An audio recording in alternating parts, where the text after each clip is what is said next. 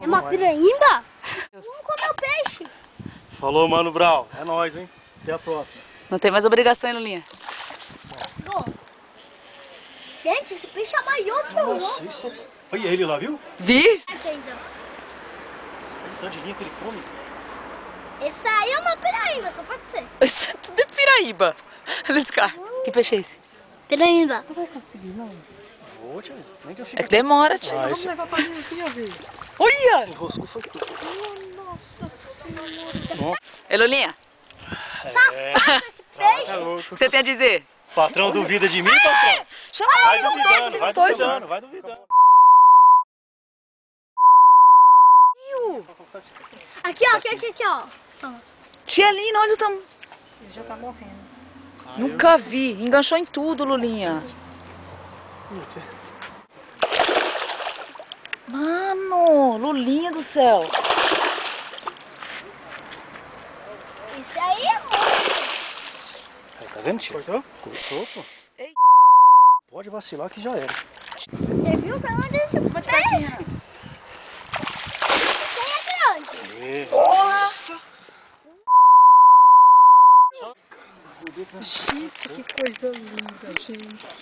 Nossa, obrigado, cara. Obrigado, hein? Cadê a máquina?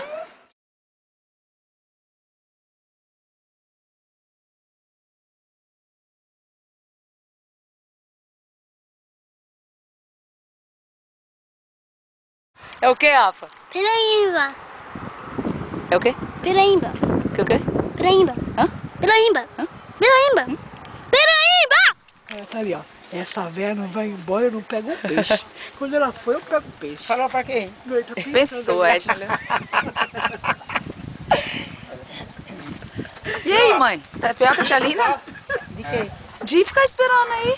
Não tem conceito. Pesca mais um deles. E aí, emoção? Tô filmando. Tô risando. Oi! Isso é grande, gente. Peraí, Rafinha, peraí. Deixa eu filmar a tia Lina. Não, você não. A senhora segura. Segura. Puxa. A senhora puxa. Agora puxa.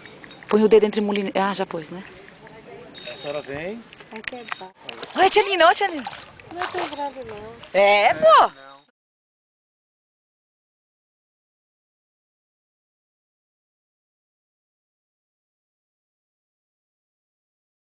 Tia Lina, tá na hora de ir embora.